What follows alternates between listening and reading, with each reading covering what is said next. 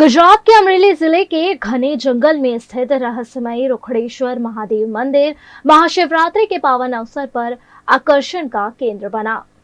अमरेली जिले के धारी तालुका में घने गोविंदपुर जंगल के बीचों बीच रुखड़ेश्वर महादेव मंदिर स्थित है। यह एक शिव धाम है जो अपनी रहस्यमयी घटनाओं के लिए देश भर में प्रसिद्ध है।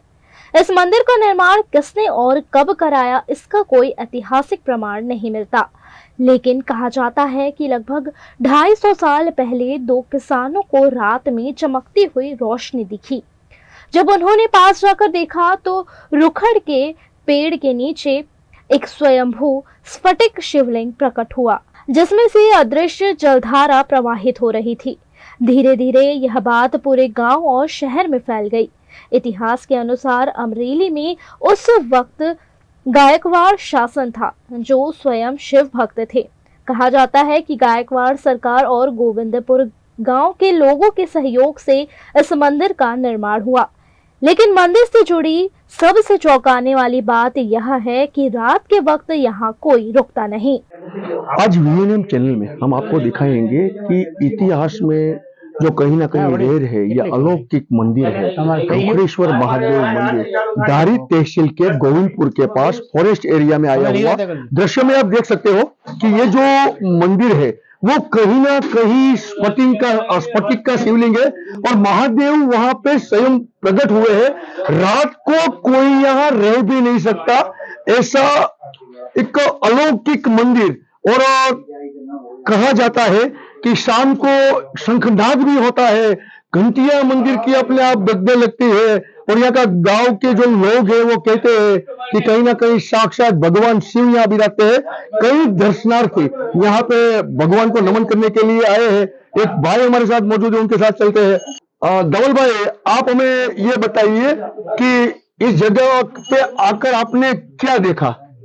मैं बहुत सालों से यहाँ पे आता हूँ और कई बार ऐसा सुना भी है कि यहाँ पे मंदिर में घंटी अपने आप बजती है, शंखनाद होता है और जो हमारे भोले बाबा है वो खुद यहाँ पे स्वयं प्रकट हुए हैं और बहुत लोगों के यहाँ पे आस्था जुड़ी है। बहुत दूर दूर से गांव के लोग यहाँ पे पूजा अर्चना करने आते हैं और आज शिवरात्रि के दिन हम भी यहाँ पे हमारी श्रद्धा के साथ बाबा को नमन करने के लिए आए हैं यहाँ पे।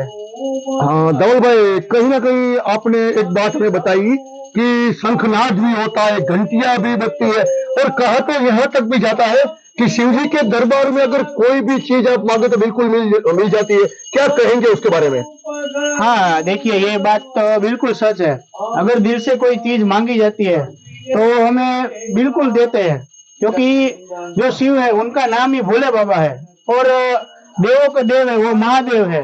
तो अगर पूरी श्रद्धा और सच्चे दिल से उनके पास कुछ मांगते हैं तो हमें जरूर ना जरूर देते हैं और मेरी आस्था भी ये मंदिर से बहुत जुड़ी हुई है। धवल भाई, और एक सवाल मैं करूंगा आपसे कि कहीं ना कहीं ये जो टेम्पल है महादेव का, उसमें रुखड़ा नाम का पेड़ का भी कोई जिक्र है, तो क्या उस पेड़ के बारे में आप जानते हैं, वो भी बताइए। हाँ, बहुत साल पहले मैं और मेरा दोस्त यहाँ पे आते थे, तब एक यहाँ पे साधु महाराज आए थे। उन्होंने बताया था कि यहाँ पे एक रुखड़ का झाड़ है और आपने श्री पूज्य मोरारी बापू का नाम भी सुना होगा और उन्होंने खुद की उसकी कथा में भी ये गोविंदपुर गांव है उसके बारे में जिक्र किया है कि पूरे सौराष्ट्र में यहाँ पे एक रुखड़े झाड़ है और इसीलिए महादेव का नाम भी रुखड़ेश्वर महादेव है। क्या अनुभूति हुई आपको इस मंदिर में आकर? मंदिर में आके सच बोलूं तो मुझे मन से बहुत अच्छा लगता है और ऐसा लगता है कि कुछ नहीं, मन में कुछ नहीं है, बस यहाँ पे आना है, उनकी पूजा करनी है, महादेव की भक्ति में लीन होना है। दुनिया की अच्छी चीजें बुरी चीजें कुछ भी मन में नहीं रहता, बस खुद को यहाँ पे समर्पित कर देता हूँ मैं। आपने धवल भाई देखा है कि कहीं ना कहीं स्फटिक का शिवलिंग है महादेव का और यहाँ तक लोगों का कहना है कि स्वयंभू है, तो क्या बताएंगे उसके बारे में? जी हाँ, मंदिर का जो शिवलिंग है वो स्वयंभू है और एक चीज आपको मैं ये बताऊं कि अगर हम यहाँ पे, मैं बोलूं कि एक साल में अगर आप महाशिवरात्रि के दिन भी यहाँ पे सच्चे दिल से एक बार आप पूजा अर्चना करते हैं ना, तो भोले बाबा बोलते हैं कि मुझे बाकी के दिनों में याद भी मत करो, बस एक बार आप आज के दिन मुझे एक बार याद कर लो, पूरे साल का आपको फल मिल जाता है उसका। और इसीलिए ये यात्री का नाम महाशिवरात्रि है। आपने देखा कि एक अलौकिक और जो रेयर मंदिर है जंगल में, रुखड़ेश्वर महादेव, कई लोगों की श्रद्धाएं भी इस मंदिर के साथ जुड़ी हुई है। और आज के युग में चमत्कार भी होता है। तो आपने देखा कि एक बहुत ही इतिहास में भी इनका जिक्र है, और जिस वक्त भी शिव कथा होती है कहीं ना कहीं इस मंदिर का जिक्र भी आता है कि रुखड़ेश्वर महादेव, कोई ऐसा पेड़ था जो अब पूरे स्टोरी में भी नहीं रहा, उस वृक्ष के पास एक स्वयंभू शिवलिंग मिला था, और आज वही शिवलिंग रुखड़ेश्वर नाम से प्रसिद्ध है।